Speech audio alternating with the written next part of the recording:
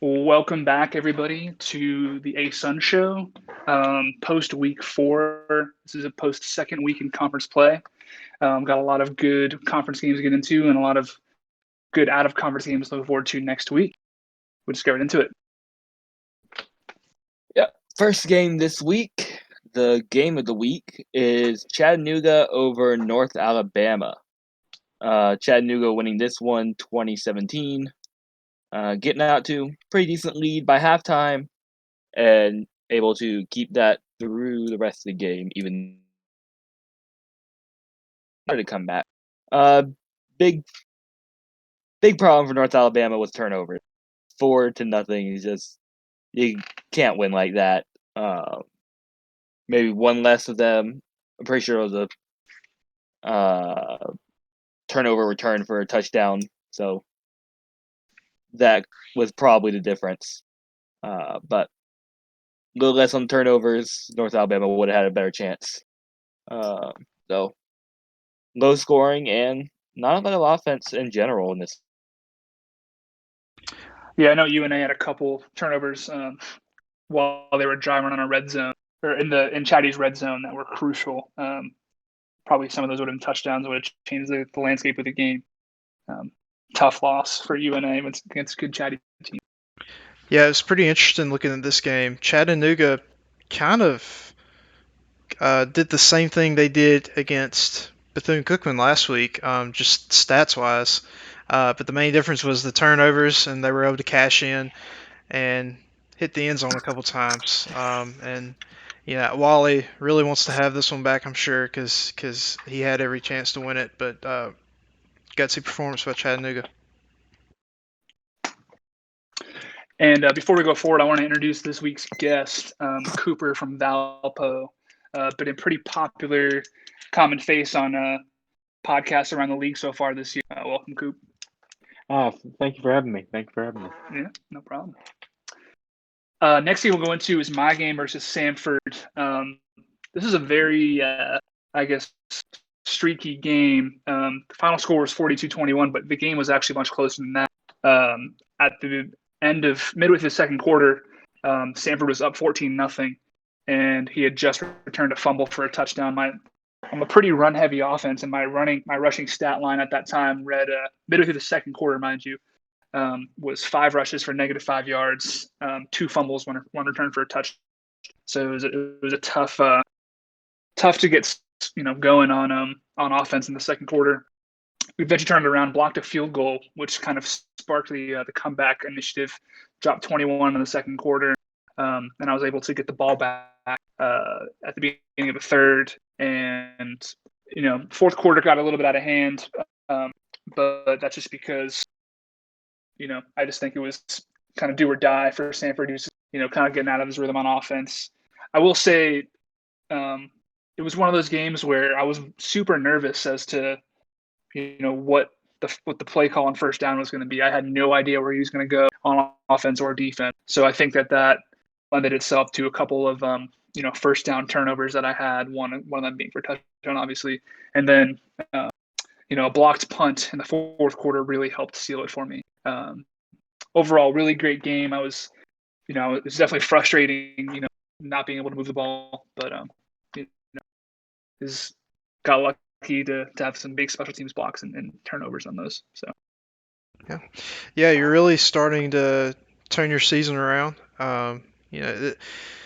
Starting 0-2, those were against 2 ranked teams, and since then you've taken care of business against Mercer and now Samford, 2 decent, solid teams in our conference. So, I think you've got a good shot of not being ranked, but receiving some votes in this week's coaches poll as one of the only 2-2 teams. And this is how you started last season, so we'll see if you can continue the hot streak going forward.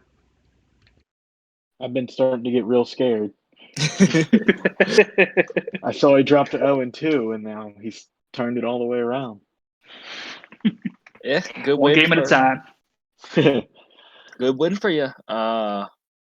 Definitely turnover heavy game. So Yep. Good defenses. It's one of their touchdowns being defensive touchdown means you only gave up 14 on defense, and that not many yards. So good outing for you. Definitely seems like you pulled away at the end. So yeah, good win. All right. Joe, do you want the next one? Yes. So our next game is Jacksonville State hosting Alabama State, and Jacksonville State came out on top, 38-10. It was the return of Matt. He came back from his short hiatus, and Bapa did a good job while he was gone. But he came back strong, and this is a slow game starting. It went the full 10 days, but um, Jacksonville State really knew how to execute. First quarter was very quiet, but the rest of the game, Jacksonville State really knew how to just turn it on. 14, 10, 14 in the last three quarters. 28-point win, and really kept time of possession with the option offense. That's really what he knows how to do well, and smothering defense like always. Yeah, Matt's just going to be Matt. He's whenever he gets rolling, he starts steamrolling folks. And I was interested to see, how Turk kind of bounced back from this one. Turk started off hot, had a tough, ran into the buzzsaw that is Campbell last week. It's tough starting off your conference play versus Campbell and Jacksonville State back to back. Needless to say.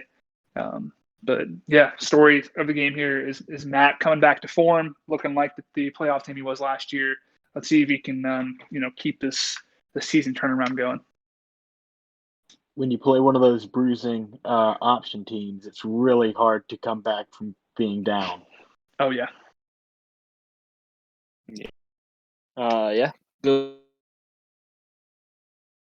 Matt is showing why he was a pick. Oh, I'm glad he's doing this. He's getting more confident in my pick as him being the winner of the Dusk. But yeah, great win for him. Solid offense, great defense, and we'll see if he can keep it rolling. Next game is Bethune-Cookman and Campbell. Bethune-Cookman absolutely dominating this one, beating the number 3 ranked Campbell 38-0. 5 turnovers for Campbell, probably total yards in 9 minutes on offense. So Campbell just never got anything going and couldn't slow Bethune-Cookman down at all. Campbell had a great start to the season. So one loss isn't going to kill him, but he's definitely going to have to bounce back this week. Try and regain some momentum because this is a crushing loss, even if it's to the number 1 team. Campbell has shown tendencies in the past to be very up and down. So you can't count him out to absolutely dominate next week, if that happens. Bethune-Cookman has just been murdering people, like I said before the show. It's quite something. I think they're going to be close to unanimous number 1 in the country. Just efficient offense, and making plays on the defense with 5 turnovers. Bethune-Cookman's really turned into an all-time great team and a great coach heading them up. Yeah, this Yeah, no shame. manhandling of Campbell. Oh yeah, absolutely, absolutely. Yeah, I was just gonna say, no shame in loss like that to Bethune-Cookman. Pello, has just been working teams all year. There's a silver lining. He has 3 solid games in a row to kind of make up the loss and get back in the good graces of, the committee and the eyes of the coaches poll. At Yale this week, Chatty next week, and Stetson week 7. 3 solid games to right the ship, get some quality wins. Another thing I wanted to point out is, the past 2 weeks, opening up the conference play for Bethune-Cookman, we've seen kind of a different team show up. Week 1, 45-27. Week 2, 65-41 to Charleston Southern. The defense didn't really show up the first 2 weeks out of conference, but in this past 2 weeks, only let up 10 points to Chatty, and obviously the shutout to Campbell. Bethune-Cookman's really shown how they can win in all facets of the game and really flexing their defensive muscle here. On second week in a row. Glad to see that we've seen, how talented Pello can be on both sides of the ball.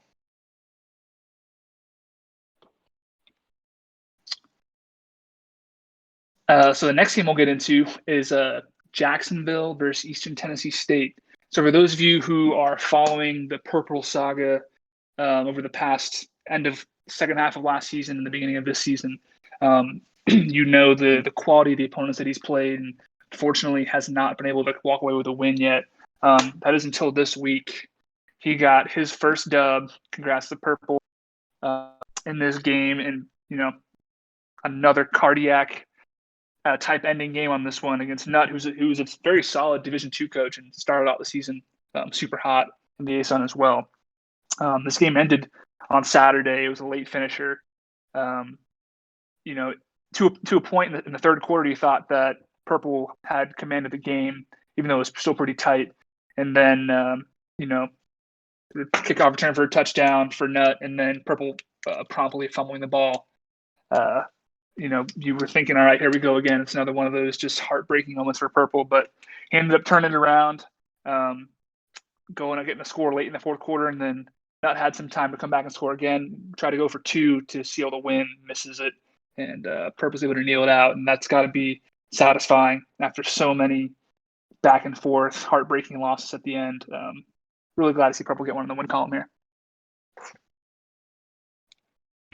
Yeah. And I was just going to say, as I make the graphics for the show and everything, it's got to be a little bit of deja vu, but this time coming out on the right side for Purple. As I was going through and filling in these numbers, they looked exactly like his game from last week against UNA, which he fell 21-19, had about 250 yards, and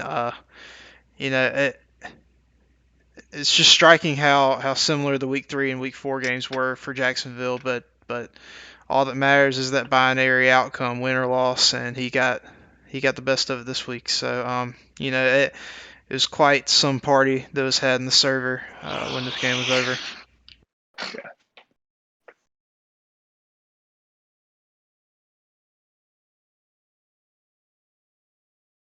Yeah.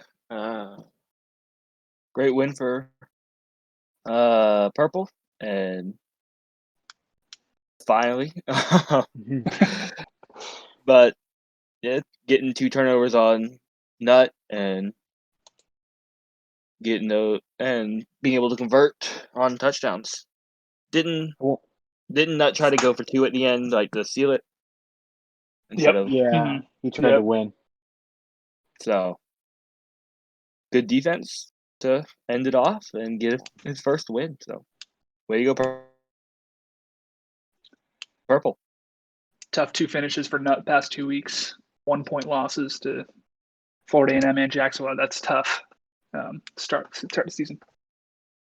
Yeah, Nutt's still a really good coach. I played him last season in D2, and he just run me.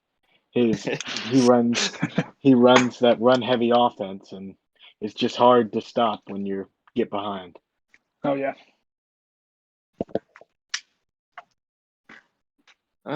Well, I think our next game is me getting destroyed by Mercer, 48-21. This game was lost in the second quarter for me. Pretty early, I went up 14-7, and then I let up a touchdown, and then I fumbled the kickoff, and he scored another touchdown, and it was just continually downhill from there. I think I failed like 3 or 4 fourth downs. I went for it on 4th down, but they were all like under 4th and 5. It wasn't like I was trying 4th and 10s. They were all short yardage, and I failed on all of them. That's So tough. that gave them a bunch of short. But yeah, just collapsed in the second quarter and was never able to turn it around. So see if I can bounce back against Butler this week and get back in the win. Hmm. Yeah, I think your own words you've been saying this whole season ring true here. People are really underrating Mercer, and I hate that you had to be the victim this time around. But Uncle Rico, really strong showing. It's gonna be. This is a really big resume win. Even though there aren't much of anything as far as resumes go after 4 weeks, but this will look very good for Mercer, assuming Florida A&M continues decently this season. Yeah, I played Mercer in week 3, and that was a grind. He has a very particular style of playing where it just seems to pick up first downs where he needs to and stop you where right when you think you have some momentum going your way. Big game versus Butler next week. I feel like a rebound win versus Butler would be huge for the team. Starting 4-1 would be massive with 3 solid out of conference wins. Don't want to get you down. You are in the toughest division in the entire country. I've said it before. I'll say it again. And no shame in that loss. It's going to be a grind, but keep doing what you got to do out of conference, and I think you'll be just fine. Yeah, it's going to be a real interesting game this next week with Florida A&M and Butler, because Butler's quickly put into a must-win scenario, kind of, because he lost his 2 first conference games, and now he's catching Florida A&M off a loss, which is tough. Yeah, that's a good point. There's going to be some good matchups that we'll get to talk about later. Florida A&M, Butler, and Mercer and Montana. These 2 teams are going to have tests, and it'll be fun to watch. I guess with that, we'll move into the final game that we'll cover from this past week, and that's my game. A top 10 matchup in DeLand, Florida. I don't know if I pronounced that correctly. Yeah, Kennesaw State and Stetson. I will say that this game going into it was like all the other games. I was scared to death. Stetson is a really strong team, very analytical. Hat is very good. She's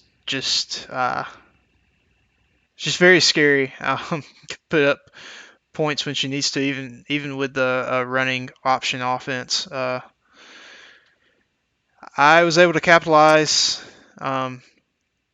when Stetson had sort of an off first half. It was 13-10 at halftime.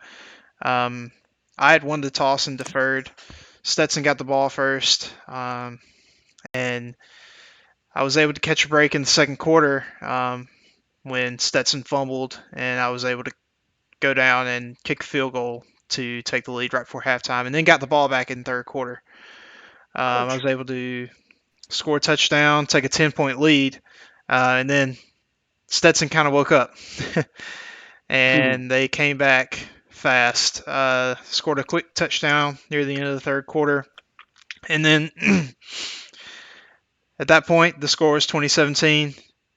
I believe I had a 3 and out, and Stetson got the ball back with plenty of time left in the fourth quarter, and methodically just ate up the field. I believe they had the ball at their own 18 to start. Drove all the way down to the 2-yard line with about, I can't remember the time. It was 2 or 3 minutes left in the game. First and goal. It got down to third and goal at the 1-yard line, actually. Yeah, third and goal at my 1-yard line. And I was able to force a stop, no gain on third down. And then fourth down, she went for it. And miraculously, after giving up about 9 or 10 yards of play the entire drive, forced another stop 2 plays in a row at the 1-yard line. That is such a statistically, like, it's such an anomaly. I don't know how it happened. I am so lucky and grateful to have won this game. I think Stetson is an amazing team, and they played better than me. They're probably a better team than me. But I'll give myself some credit. I believe I managed the game well early in the game to put myself in a position to have the advantage at the end. It was not a fun game for either of us, but it was quite a classic. Yeah, if you've watched shows in the past, you've heard me mention how, Kennesaw State has a great quarterback, Andrew Van Buren, very balanced offense. You see it pretty developed here, 100 yards, over 100 yards on the ground, over 100 yards in the air. But definitely a huge chip on the shoulder for the defense. Stepped up, big, probably the biggest goal line stand of the season for any team in the ASUN, I would say. Top 10 win, taking down Stetson. Excellent overall managed game. This is one of those games. I really do think that this game is a combination of being good and being lucky. I think that Judge, you got to give yourself some credit here. There was a little more good than luck at times, and I think the goal line stand is indicative of that too.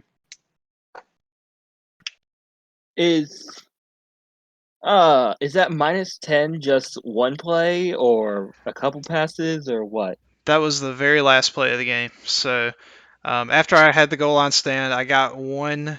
I believe I got one first down, and I had to punt it. Stetson got the ball back and had time to run like 2 plays. In the very last play of the game, it was I was able to sack them, and that the bot counts it as passing yards, as -10. So that was one play at the end. Yeah. Alright.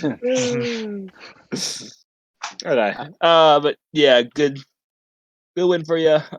Very tough team in Stetson, obviously, because they made it top 10. But nice win. Turnovers seem to be a big factor. But Stetson still really good offense, over 300 yards. Just couldn't convert there at the end, like you said. So, yeah. Yeah, I know those close games, wire to wire. And when it comes right down to the end, it gives you a little heart attack there. Oh, yeah. I agree. It was those games are not good for your health, and you have to take a step back afterwards. You really have to take a step back and unplug. All right, moving right along to the next segment, we'll get into conference standings. I'll run through the Dusk real quick. You got Alabama A&M 2-0 in the conference on top of the Dusk. Then you got 3 teams at 1-1. Chattanooga, Jacksonville State, and Northern Alabama, and then 3 teams at 0-2, Alabama State, ETSU, and Samford. I don't know if somebody want to take the Dawn. I'll take the Dawn real quick. So we have Bethune-Cookman and Kennesaw State both at 2-0 and 4-0 overall. While everybody else is at 1-1. Campbell, me, and Stetson all fell this week, while Mercer and Jacksonville both got their first win in conference. So still very competitive. Surprisingly, there's no winless teams in conference in the Dawn, which seems crazy. But yeah, still tough race. Yeah, I think what we're seeing is very skewed by the week 3 slate. Campbell wrote up that conference schedule for us, and we're very thankful. He put all inter-division games, and so I believe the Dawn went 6-1, and so that's why you see the Dusk looks like it's trailing behind a little bit, but that's just because it's early, and we'll see what happens going forward. Nah, the Dusk will continue trailing behind. Okay. It's tough to look at these conference rankings 2 weeks in. Oh, yeah. Yeah, and for those of you who are watching this, the equivalent wins sheet that Tenny posted was released, and you can very well see why now that the Dawn is, the best division, I believe, in the FFCS. Just just down, deep, super deep, and each team has the ability to beat any other team in the division. So really exciting to see how this one goes down to the wire, because still at this point could be anybody's division. You gotta love some parity. So next, we'll get into the power rankings this week. Let's see. Okay. I'll run through the top 7. Yeah, I'll take the bottom 7. Go ahead. Okay.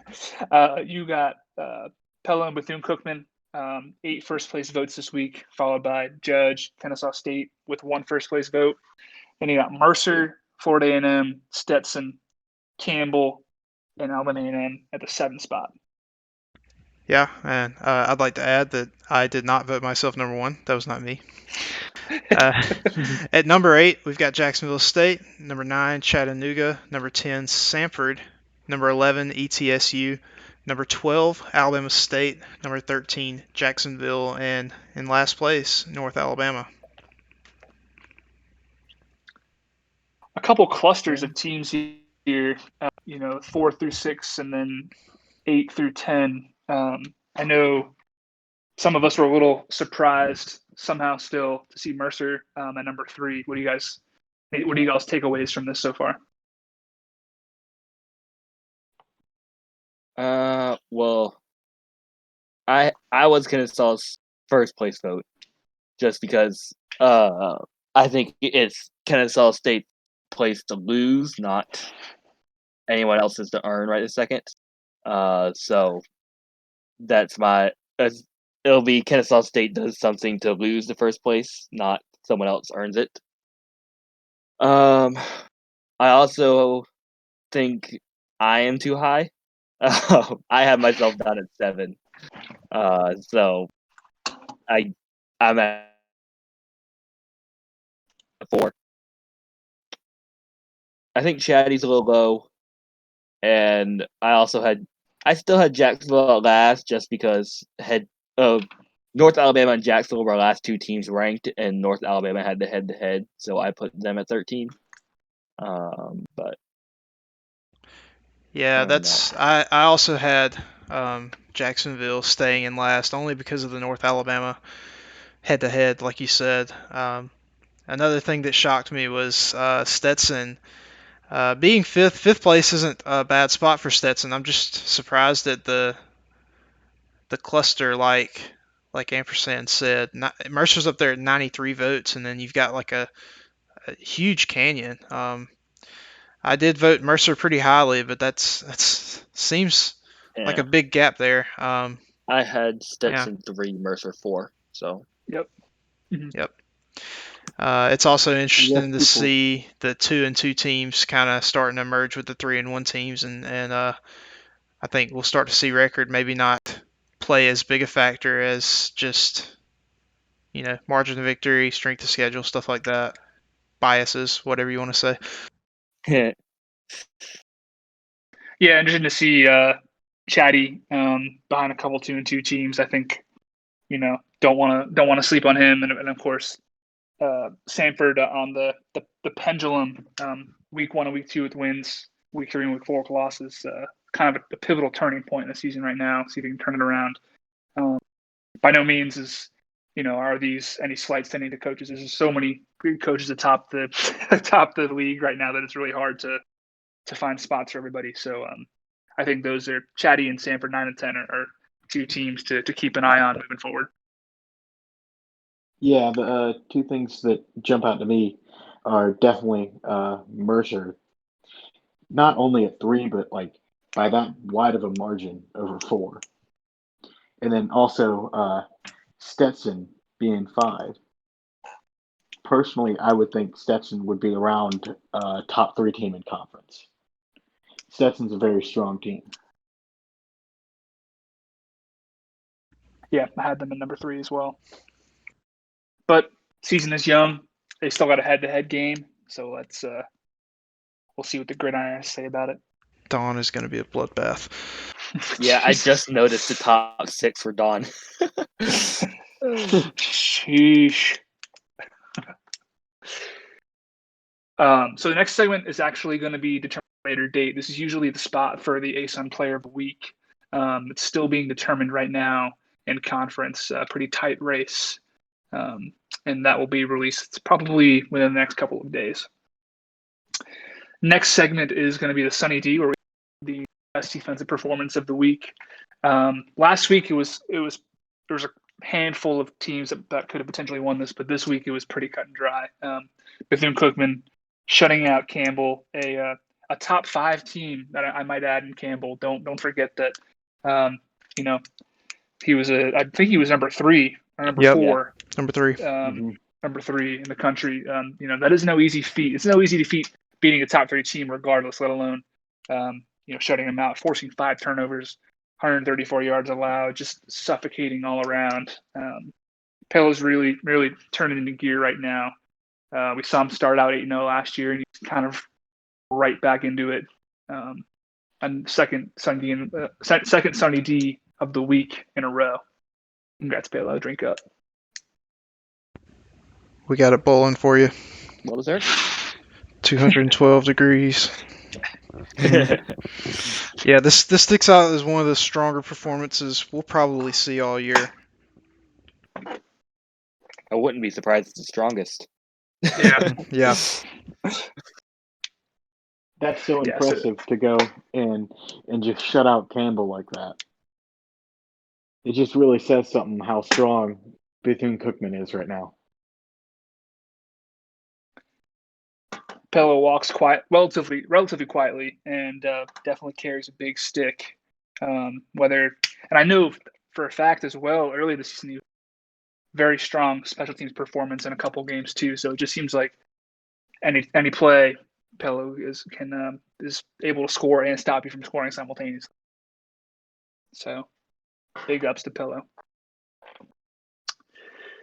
So next, we'll get into the pick'em for this coming week.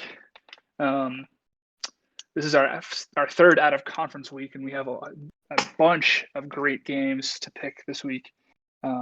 Currently, we don't have a game for East Tennessee State. That is still being determined. Probably early Tuesday morning, we'll figure that one out. So we're not going to pick on that one.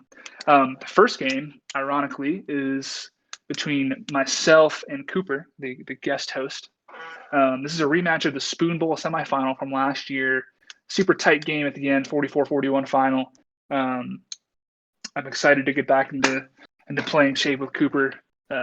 Playing in the, I don't super frequently get to play at the Missouri Valley Conference, so I'm excited to kind of play you again, and hopefully the game is just as exciting as it was last time. I'm very excited to play an ASUN team. I love the ASUN as a conference, and I'm glad I was able to get an out-of-conference week scheduled with an ASUN team. Yeah, and after seeing some of the media that was released about the Missouri Valley today, it would mean a lot to both of our programs with a win this week. And I started off the season not so hot, and it would be really helpful, especially on the Dusk side of ASUN. It would be huge if I could get a solid out of conference win this week. Every team except Butler is 1-1 in conference in my division, so I really need a win here to make myself kind of stand out in the crowd. Mm-hmm. Definitely. Yeah. I guess we'll go ahead and move into picks. You guys are abstaining since you guys are playing, and so I'll start us off. Like I said, Cooper, the conference is still there for you. With everybody being 1-1, so you've got a lot to play for. This is going to be one of the more fun matchups we'll see, I think, just because of the banter in the server and stuff, and I'm really looking forward to this one. I think I'm going to go with Alabama A&M. I just think they're a stronger team, but yeah, I think it'll be a win for the ASUN. He's a homer. Out of conference weeks usually give us the most sweeps, and here's one, even though it's only 2 people. I'm also going to go Alabama A&M.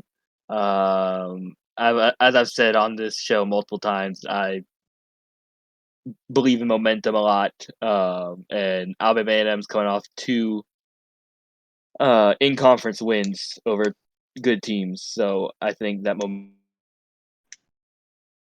varies. Even if it's a close game, I say Alabama A&M pulls it out at the end. Yeah, I'm coming off by getting run by EIU. So That's not a bad loss though. They're a very good team. no, man, he is a very strong coach. I did not expect to get run like that. Next, we have Alabama State at James Madison. I don't know for those of you guys who watched any of the CAA games last week, but the James Madison game last week was super tight. 49. They lost to Robert Morris. I think Turk wins this one. Give me Turk. Turk has always been an enigma, but I think JMU tough loss to a 0-3 Robert Morris team last week. Give me Turk. I hate to go against Turk, but I made my picks, and I think I was picking too many ASUN teams. I'm going to go with James Madison. I think the CAA their conference strength isn't too strong right now, but I think James Madison will be able to eke out a close win. I think that loss against Robert Morris for James Madison is going to be tough to overcome. I'm going to go with Alabama State in this one. I don't know. I think I'm gonna go with Turk. He wins. He's already got 2 wins in out of conference. It's been 2 disappointing losses in conference. But I think he can keep it going out of conference and stay above 500. And so I'm gonna go with Turk. All right. Next game we have Bethune-Cookman at Eastern Illinois. This was actually a rematch from last year's Week 8, I believe, out of conference game. This is a team that pushed Pello to the very brink, 34-30 last year. Different coach, obviously. Probably same amount to lose on the line, though. I just think Pello's too strong. Eastern Illinois is a good team, but Pello has just been a man among boys in the entire league this year. Give me Pello. Yeah, I think the ASUN will continue their dominance over the MVC this year. I'm not betting against Pello ever, except last week, but that didn't turn out too well. And I remember last week in Week 5, Bethune-Cookman knocked off Chase at Northern Iowa. I think I'll go about the same this year. I think Pello's going to get another big win.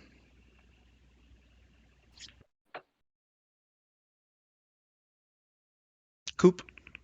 Oh, I'm sorry. I had to step away for a second. It's all good. Sorry about that. Okay, yeah. Bethune-Cookman and Eastern Illinois. I know these 2 teams are very strong. Both coming off big wins against their opponents. One being me. But I'm gonna go with Bethune-Cookman. Yeah, I think I might have been the biggest doubter of Bethune-Cookman this year. I think I've bet against them multiple times, but at this point, I can vote against them, so I got to go with Bethune-Cookman. I don't see how you can bet against them. Like, it's after that shutout win, it seems that they're going to be on a roll. Where's the broom? Where's the broom? That was a sweep. Yeah, right here, got it. Next, we got Campbell at Yale. This is an exciting matchup. Not super common ASUN Ivy League matchup. I know the panelists in this particular segment have been pretty harsh on Campbell as far as picks go this year, but I think Campbell wins this one. Bounce back win after a wallop from Bethune-Cookman. I think Yale has a big win over Chase this year, but I think Campbell pulls it out. Very close game. Win by 3. I'm back and forth on this one. I think it's going to be a toss-up. It's going to be a very close game. But I think 38-0 might still be lingering in Campbell's head. It's going to be one of those trigger scores, kind of like 31-0 or 28-3 or something like that. Oof. I gotta go with the Bulldogs here. I'm gonna go with Yale as well. I think Campbell will have a pretty high mountain to climb to overcome that big shutout by Bethune-Cookman. Give me Yale. Yale is old Chatty and won the division when he was in the ASUN. Though, granted, that was when the ASUN wasn't full yet. There were still empty teams. But they were in the same division, and Yale came out on top. I'm gonna go with Yale here. I think 38-0. Like Judge said, it's gonna be tough to come back from that, and I think Yale's a pretty good team, and Campbell does win. Like the win for the ASUN is helpful. I think Yale will win. Next, we got Chatty versus Houston Baptist. Two of the more regular folks in the Discord general chat. This will be an interesting game. Chatty 3-1. Houston Baptist, I believe they're 1-3. I like Chatty here. Chatty's had a potent offense 3 out of the 4 games this year. The one exception being against Pello. I think Chatty wins by 2 scores. Chatty, all I got to say to you is you better not lose this game. And I can't believe we're this close to having a 4-1 Chattanooga. It's been a great story this year so far, and I'm gonna pick Chattanooga here to win. I don't know if you guys have seen the smack talk going between these two guys already, but they are very fired up to play each other. I think both these guys are going to try to come out swinging at them, but I'm going to go with Chatty as well. Well, I'm going to bring out the brooms. I got Chatty. I think Chatty will keep up out of conference. I think I've doubted Chatty a bit on this show, and he's been doubted some other places. But I think 4-1, give him the respect he deserves this season, and set him up for a nice run this season.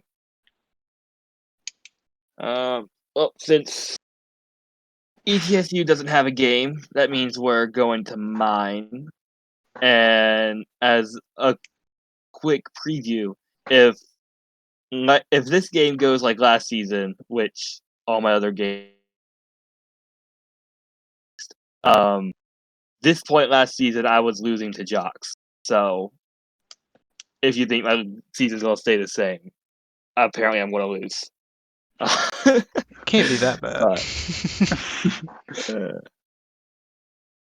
But yeah, I got Butler this week, and we'll see if I can stop repeating last season. I'm gonna I in this game, I think Butler's a very desperate team right now. A loss here would be crushing. To start the division or their conference schedule 0-2, and then a loss here would be absolutely brutal. I think that win or go home attitude helps them out here. I think it's really close. I think it's going to be a high scoring, close game, shootout.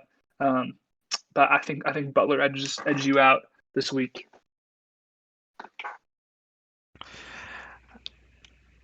I've got a tough time with this one. I can't pick ASUN for every game, even though I want to, and I play on the Padres and MLR with Butler. I think he's pretty good. I think I'm going to go with Butler. But it won't be what was it, 45-7? It won't be 45-7, Famu. So Ouch.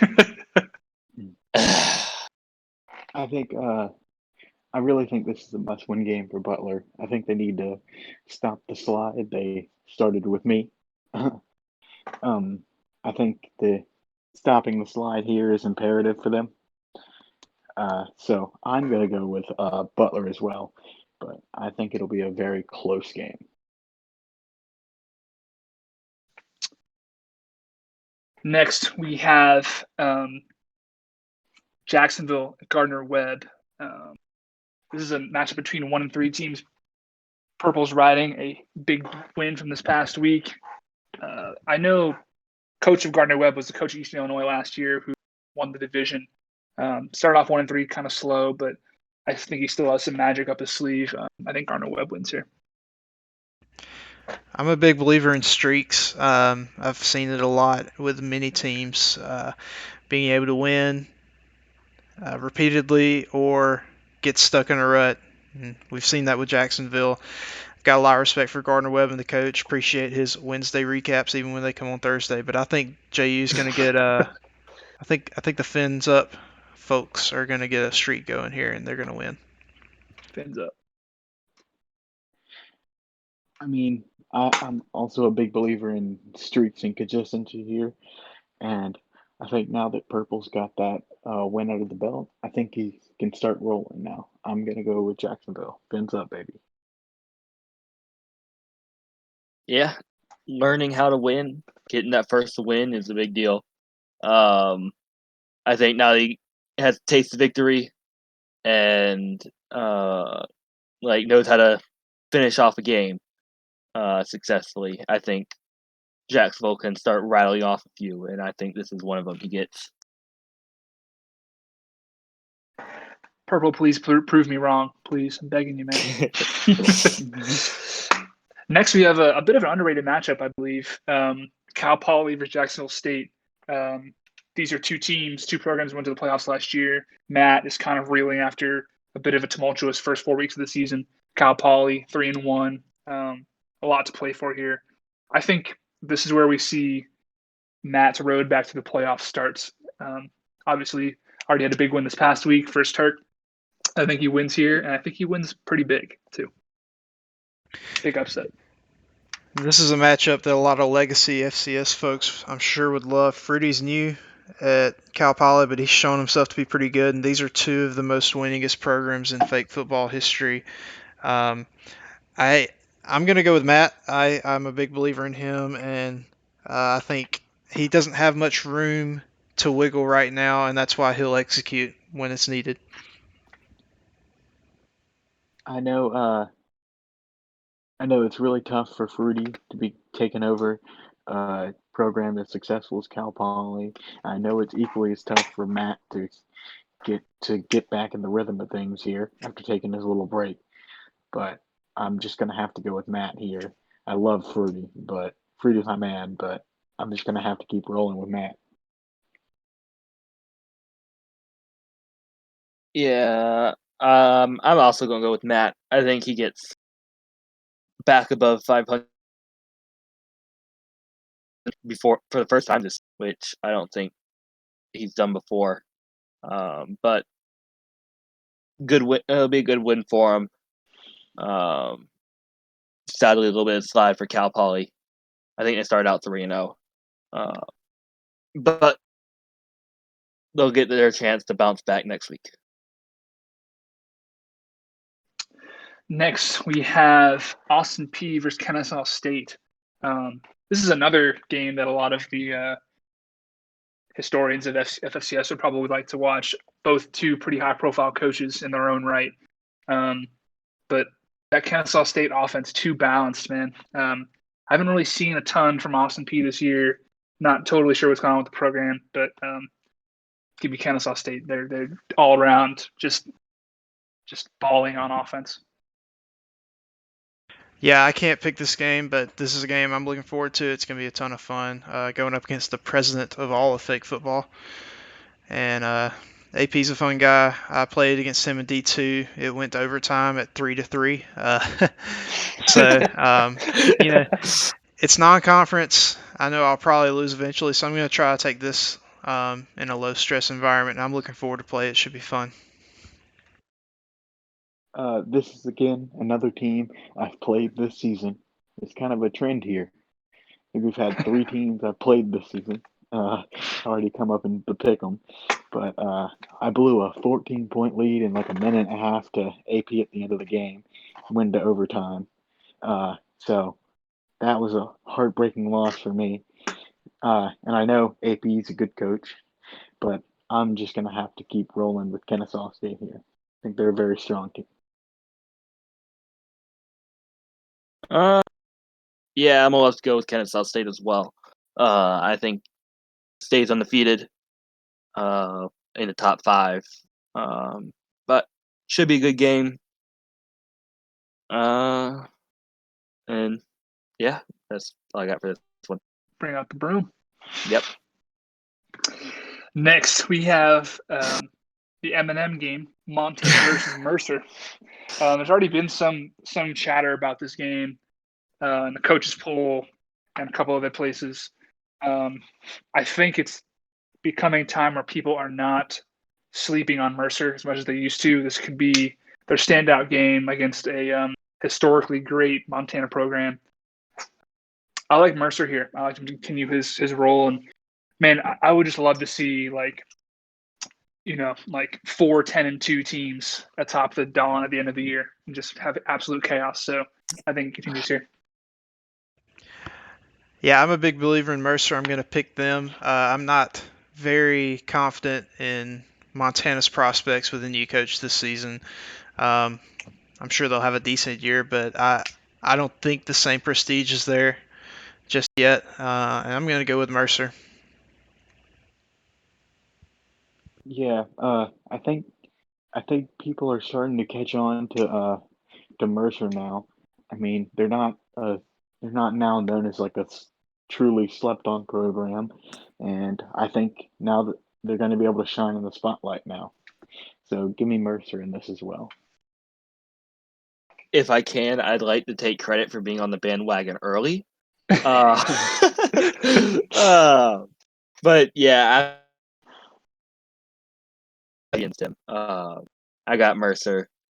But yeah, it's gonna be a good one. I'm glad that Rico is not that underrated anymore, and he's getting the respect he deserves. But yeah, keep That it up, Mercer Rico. hype train. Next, we got Northern Alabama versus Texas Southern. I'll be honest, I'm not super familiar with what's going on with Texas Southern. I know they had a nail-biting finish versus Prairie View A&M this past week. I think I'm, just going to stick with my ASUN pride here. I think this game could really go either way, kind of a toss-up, but I really want to see Wally kind of pull some strings and work some magic here. Low-scoring game, I think, but UNA comes out top. Yeah, hopefully Wally can get some stuff going there. I don't know much about Texas Southern either, especially after their infamous playoff time last season. But I've had a little bit too much ASUN pride so far. I think we're going to go 10-4 this week, and I think Texas Southern is going to take one of the losses against the ASUN. So, I hope I'm proved wrong, but I'm going with Texas Southern. Southland is really strong this year. Yeah, the Southland's really strong, and that was an absolute nail biter, thriller of a finish there for Prairie View A&M at Texas Southern. But that's really all I've heard from Texas Southern this season. So I'm gonna go with the team that I know more and I think is kind of has more experience and everything. I'm gonna go with Northern Alabama. Yeah, I'm gonna go with Wally there.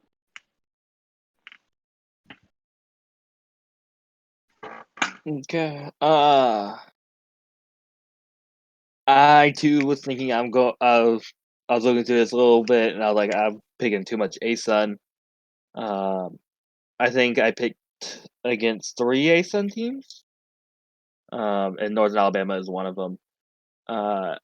Might be an interesting game, but it's 2 teams who haven't started off well.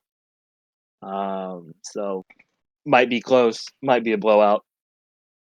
never know with. But I'm gonna take Texas Southern here.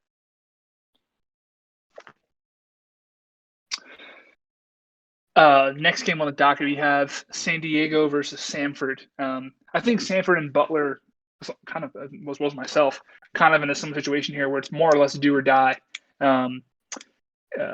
Canner at San Diego has had a pretty solid year so far, also 2-2. I really want to know where Samford's head is at. I know he's been pretty busy outside of fake football. I think this is going to be a shell shocker of a game for Samford. I think San Diego comes out on top. This is another matchup. I love matching up against the Big Sky.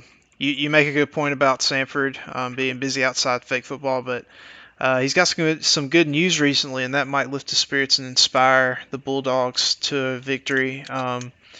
Thankfully, they don't have to actually worry about a cross-country flight because this is fake football. That would be a worrying factor if this was real football. But I'm going to go with Samford. Sanford was actually one of my good buddies in D2. Kind of really welcomed me into the league there, being in the same conference in D2, and I know he's a good guy, and he's gonna. And I think he needs to end the skid here. I'm gonna go Sanford over San Diego. Yeah, I think Samford bounces back this week. It's probably gonna be a tough game. I think Canner's good, but I think Samford. Then you go 1-1.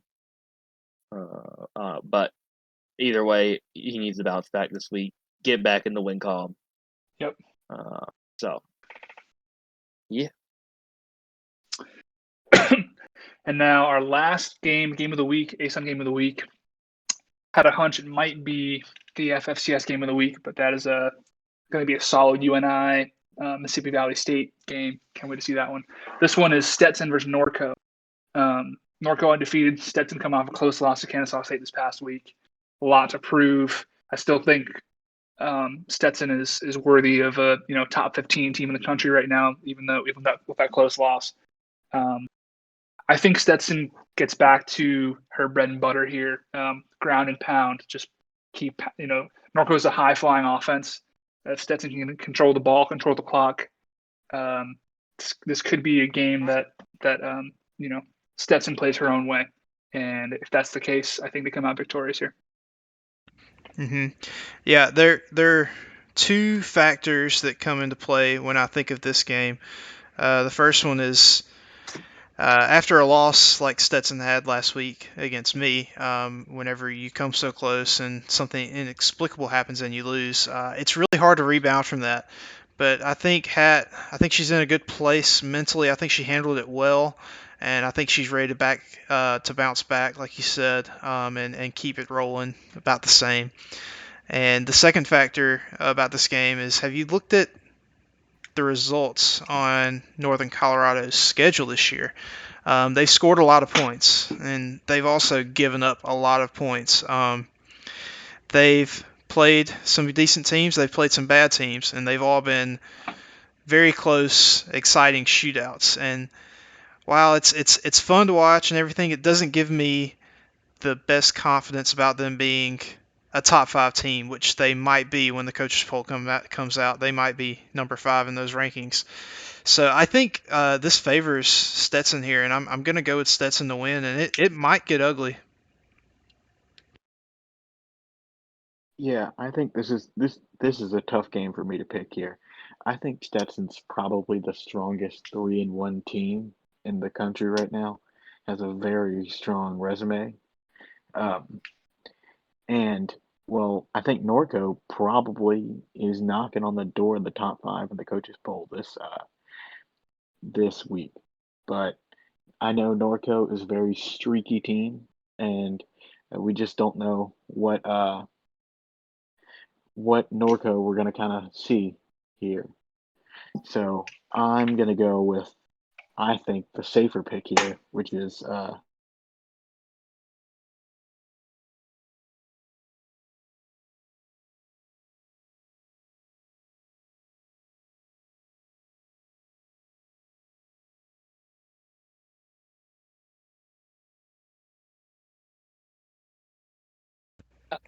I said I picked against 3 teams. Stetson is the final one. I think it'll be disappointing to not get a top 10 win for Stetson, but I don't think it's happening right now. I think Northern Colorado's going to take this one. Stay undefeated for. So Cool. I hope Stetson proves me wrong, but I'm gonna go Northern Colorado. Hey Cooper, I think- can you yeah. restate your pick again? I want to make sure I got it for the recording, and I may have Oh. crapped out for a second for that game. Yeah. So I think Stetson's gonna take that one in a very close game. I think they're the strongest 3-1 team in the country, and I know Norco has been very streaky this year, where they've either had to play from behind or they've gotten up big and it's ended up close at the end of the game. So I'm gonna go with Stetson there, but I wouldn't be shocked if Norco won. Thanks. Sorry about the technical difficulties there. Go ahead. Oh, you're all good. You're all good. Yeah, two very different styles of play. I know Norco likes to air the ball out and throw the ball over the field, and Stetson ground and pound. So it's see which play style managed properly is will be victorious. But that's all we have for this week, folks. Thank you, Coop, for coming on. Excellent guest this week. Last second, thank you for being flexible with us. Oh, no problem. No problem. Looking forward to a great game with you this week and an excellent slate of games for the ASUN this week. Can't Thank wait. you guys so much. Thank you guys so much for another great episode, and I'll see you guys next week. See you guys. See ya. Thanks.